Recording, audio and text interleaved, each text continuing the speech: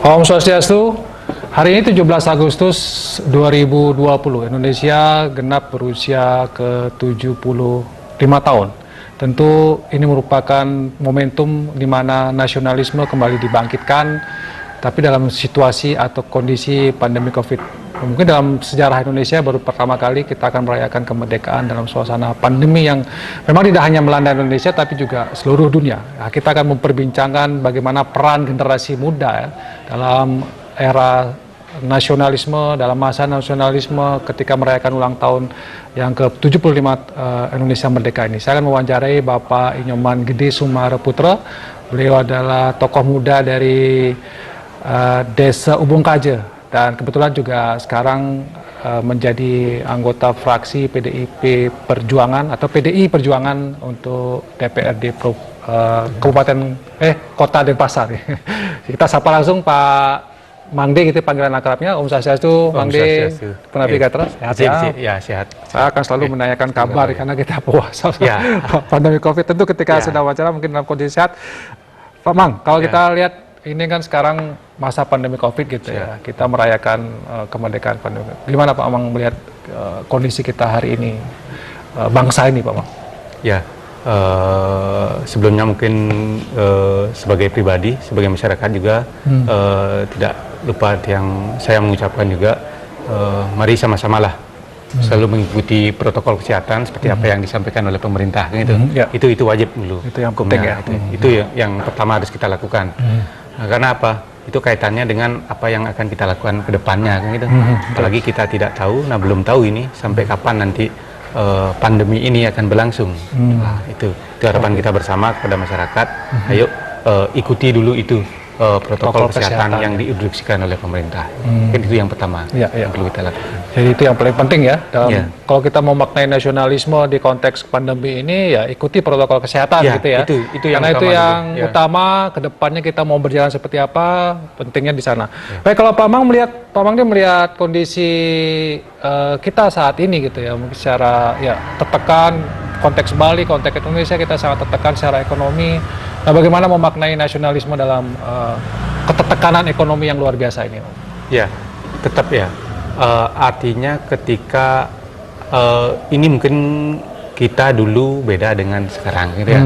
Para pejuang kita dulu bagaimana beliau-beliau itu mempertaruhkan nyawa untuk memperjuangkan apa yang menjadi keinginan kemerdekaan bersama itu. Nah, sekarang sebenarnya rohnya mungkin sama ya. Kita memperjuangkan apa yang menjadi kesehatan bersama. Bagaimana kita memperjuangkan masyarakat agar sehat semua dan tercegah dari apa yang namanya COVID-19 itu. Mungkin rohnya itu mungkin sama dengan apa yang terjadi sebelum tahun 45 dengan apa yang menjadi tahun 2020 ini. Cuman bedanya kita sekarang melawan apa yang menjadi penyakit itu, yang pandemi itu mungkin ya. COVID-nya ya? Ya, itu yang penting. COVID-nya dulu kita melawan penjajah, sekarang kita melawan COVID-nya. COVID yang tidak hanya membahayakan nyawa kita, kesehatan kita, tapi juga membahayakan sisi perekonomian gitu ya. Nah, perekonomian ini yang mungkin harus kita pikirkan lebih mendalam lagi. Oke, kita selamat dari wabah ini, sehat semua, tapi dari segi ekonomi ini yang mungkin harus perlu mendapatkan perhatian gitu. Apa yang mesti dilakukan gitu kalau menurut sebagai generasi muda nih, mungkin bisa memberikan masukan apa yang kepada pemerintah atau apa yang mesti dilakukan untuk berkaitan menolong lah perekonomian kita ini supaya tetap bagus gitu. Kalau kita di Denpasar dan mungkin umumnya di Bali, dulu kan pariwisata yang menjadi ujung tombak untuk pendapatan PAD kita gitu kan. Nah, akibat pandemi ini kita sangat merasakan sekali gitu kan. Nah, kita berharap sih nanti tetap program-program yang menyentuh kegiatan masyarakat langsung itu yang diwacanakan, yang diprogramkan oleh pemerintah. Salah satu mungkin dengan pemberian stimulus kepada sektor UKM, koperasi dan segala macam. Itu satu. Dan kedua mungkin bagi masyarakat itu sendiri, nah disinilah kita dituntut untuk lebih kreatif, untuk berbuat apapun kondisi kita. Kalau memang kita bisa kreatif berbuat, melaksanakan sesuatu sekecil apapun langkah yang kita lakukan, kalau memang diyakini dan berusaha dengan keras, pasti akan mendapatkan hasil. Gitu ya. Jadi intinya kreativitas yang paling penting di situasi sekarang ini. Gitu. Oke, kalau kita bicara kreativitas dalam pandemi COVID ini, mungkin Pak Mang bisa memberikan kita sebuah contoh, ilustrasi, kreativitas apa kira-kira yang mungkin bisa sebagai generasi muda atau mungkin yang harus dilakukan generasi muda kita sekarang untuk bisa tetap sehat, produktif ya secara ekonomis dalam situasi pandemi COVID ini. Tetap seperti apa yang dianjurkan pemerintah. Kalau kita dulu kan sebelum era new normal ini kita dianjurkan untuk tinggal di rumah kan seperti itu.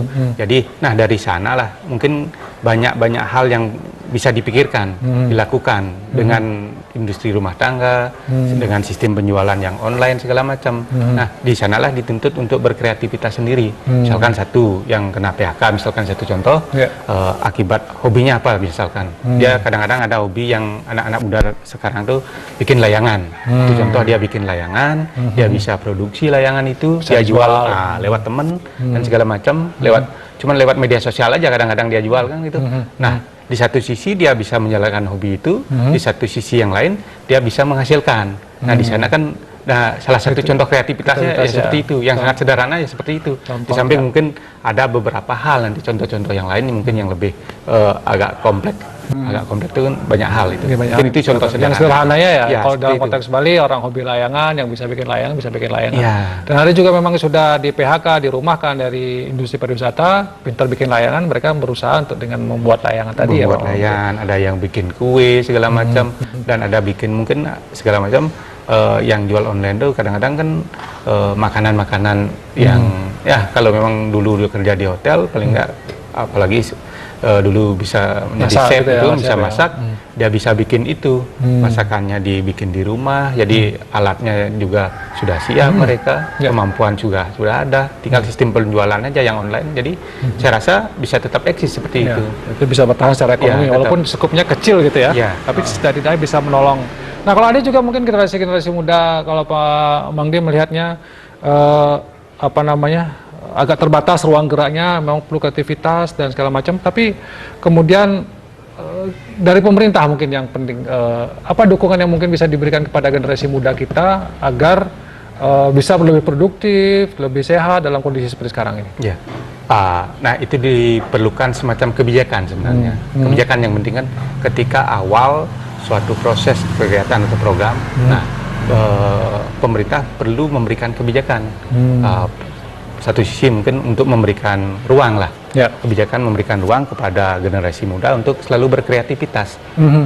Ketika ada misalkan ada satu contoh mungkin seperti tadi ada kegiatan layangan gitu misalkan, ya, berikan dia ruang. Karena di satu sisi akan berputar lah ekonomi seperti itu gitu kan. Jadi kebijakan yang memberikan ruang itu satu hal dulu pertama gitu kan. Setelah itu baru selanjutnya diakomodir. Kalau memang bisa disediakan tempat segala macam, silakan itu selanjutnya seperti itu. Jadi harus didukung juga. Kalau misalnya masyarakat atau generasi muda sudah kreatif, sudah produktif, pemerintah memberikan support ya, menciptakan iklim ekosistemnya gitu ya, supaya ini kreativitasnya bisa tetap muncul. Tapi kemudian ini kita kan tidak tahu nih kapan akan berakhir pandemi COVID ini. Ini masih misteri dan sementara kehidupan itu berjalan dan kita ketahui sekarang ekonomi sudah semakin susah, semakin sulit ya. Memang tadi kreativitas, produktivitas yang diperlukan. Tapi bagaimana supaya kita bersama-sama ini, supaya bersama-sama bisa menjalani kondisi yang tertekan ini? Apa saran Pak Mangdi mungkin yang mungkin real bisa diwujudkan, terutama sekali lagi dalam sektor ekonomi? Kalau menurut yang pribadi gitu ya, nah sebagai masyarakat juga gitu, ke depan kalau kita memang mau di kondisi apapun, di situasi apapun terhadap sistem ekonomi yang ada sekarang ini, gitu, kita perlu suatu sistem sebenarnya, suatu sistem ekonomi yang memang mementingkan kebersamaan antara satu orang dengan orang yang lain, memerlukan sinergisitas lah gitu kan. Ya, saya sering menyebut istilahnya dengan sistem ekonomi gotong royong. Kenapa? Dari satu orang ke orang yang lainnya bisa saling membantu, saling tolong.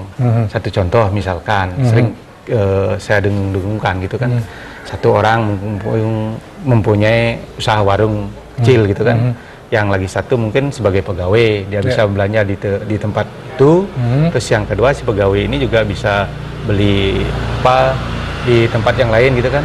Nah, dari itu juga si punya warung ini yang tetangga mungkin atau nyamol lah itu bisa juga nantinya kalau memang perputaran ekonominya mau di satu banjar atau satu desa itu tinggal membeli sesuatu dari tetangganya juga gitu kan. Dan yang ini kalau memang perputarannya cukup di satu desa itu, saya yakin ekonomi ini bisa berputar. Kan itu yang diperlukan sekarang ini. Yang penting ada perputaran ekonomi gitu. Dibandingkan kalau nanti ekonominya stagnan, cuman bergerak. Satu contoh mungkin Pak Win mungkin punya deposito yang gede, ditaruh di bank satu, terus didiamkan seperti itu. Mungkin Pak Win sejahtera, tapi belum tentu juga teman-teman yang lain, misalkan saudara yang lain bisa sejahtera seperti itu. Tapi kalau ketika kita ayo yang punya anggaplah uang di bank, silakan dibelanjakan lah, misalkan di warung sebelah, di toko sebelah, dan yang punya warung itu juga bisa membelanjakan juga hasil penjualannya itu, misalkan beli toko bangunan segala macam. Jadi itu yang dibandingkan sekarang sebenarnya, walaupun skupnya kecil, nah mikro, tapi ketika ada perputaran itu, saya yakin jalanlah tetap. Nggak sampai lah kita sampai resesi seperti itu. Oke, jadi ada perputaran kuncinya adalah orang berbelanja, tapi berbelanjanya nggak jauh-jauh ya. Berbelanja di tetangga, di saudara-saudara mungkin yang ada berjualan, saling membeli satu yang lain. Saya pernah mendengar ini konsepnya apa? Semacam gotong royong gitu ya, ekonomi gotong royong gitu ya. Jadi kalau misalnya ada usaha yang dimiliki oleh tetangga dalam masa pandemi COVID ini, ayo kita beliin gitu. Kita beli barang. Ada juga yang mengatakan pang pada payu gitu ya. Jadi satu dengan yang lain saling membeli, satu dengan yang lain, itu memutar perekonomian. Tapi memang persoalannya dalam kondisi begini ini perlu apa ya? Mungkin semacam empati dari masing-masing orang ya Pak Mangdi ya kepada yang lain. Nah, kembali kepada aktivitas kita di 17 Agustus ini, mungkin sebagai generasi muda nih Pak Mangdi, ada yang kegiatan-kegiatan khusus nggak? Karena kita nggak boleh, misalnya kan ada lomba-lomba 17 Agustusan, ada apa? Kalau Pak Mangdi sendiri ada kegiatan tidak dalam 17 Agustus ini? Ya, kalau saya pribadi sih tetap palingan yang kita lakukan cuman berbagi. Konsep berbagi itu tetap kita lakukan. Nah, walaupun di saat pandemi COVID ini yang kita tahu kan ada sekolah masih belum buka gitu. Tapi Astungkara mudah-mudahan ke depan tuh semakin cepat semakin baik lah itu. Kita juga sudah siapkan lah semacam apa namanya punya atau sumbangan kepada anak-anak sekolah gitu kan. Mungkin ini bentuk kepedulian kita kepada generasi selanjutnya. Saya rasa dulu mungkin kepada pejuang kita sudah melakukan hal gitu kan, tapi yang lebih penting ke depan, ya pandangan kita ke depan bagaimana agar generasi muda kita, generasi muda di bawah generasi di bawah kita itu tuh bisa lebih maju, khususnya di bidang pendidikan. Mungkin ada sedikit yang bisa kita bantu ya, sedikit yang kita kasih memberikan buku alat tulis lah gitu. Saya kira kalau dalam masa pandemi COVID ini juga kalau bantuan sembako sudah dijalankan ya sebelumnya oleh kita lakukan tokoh-tokoh masyarakat termasuk juga Pak Mangdi, tapi dalam kondisi COVID yang masih panjang ini ada juga perhatian-perhatian kepada generasi muda dalam atau generasi yang lebih di bawah kita gitu ya, nanti yang generasi penerus pendidikan dibantu, ada punya dan segala macam. Jadi tetap konsepnya berbagi ya Pak Mangdi. Tetap berbagi dengan sesama gitu ya, dengan gotong royong. Oke Pak Mangdi, sebagai closing statement dari Pak Mangdi, apa yang mungkin ingin disampaikan dalam 17 Agustus ini kepada generasi muda, kepada semua lapisan masyarakat kita dalam situasi pandemi COVID? Silakan Pak. Terima kasih ya. Ya, kepada generasi muda dan semua masyarakat Indonesia dan Bali pada khususnya, masalah itu selalu ada. Tinggal bagaimana kita mencari solusi dari masalah itu.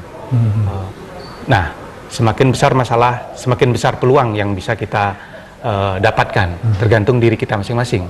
Artinya ketika ada masalah, ketika ada tantangan seperti saat ini, lebih banyak kita dituntut untuk berkreativitas. Karena apa? Semakin orang berkreativitas, semakin tinggi nanti peluang mereka untuk sukses. Itu yang saya rasa. Jadi harapan kita ke depan bersama, ketika ada permasalahan, kita bisa menyelesaikan dengan kreativitas yang tinggi. Saya yakin hasilnya juga akan bagus. Gitu. Baik, terima kasih Pak Mangdi atas waktunya dan terima kasih atas supportnya juga mungkin selama ini kepada masyarakat, kepada lingkungan di sekitar, walaupun kecil, walaupun terbatas, tapi itulah bagian dari bagaimana kita menggerakkan ya perekonomian, menggerakkan semangat di dalam masa pandemi COVID, dan momentum 17 Agustus ini adalah momentum yang cukup bahkan sangat strategis ya. Kita tidak berhura-hura tapi saling saling menyupport satu dengan yang lain. Semoga kita bisa segera berlalu dari badai pandemi COVID ini, dan momentum kemerdekaan ini merupakan momentum yang tepat sekali lagi untuk kita bersama-sama bergotong royong membangun kesejahteraan bersama, sehat bersama, dan berdamai dengan pandemi COVID ini. Demikian Bali Post Talk kali ini, saya ucapkan terima kasih atas perhatiannya. Sampai jumpa di Bali Post Talk berikutnya. Saya tutup dengan Pramono Santi. Om Santi Santi Santi Om. Terima kasih.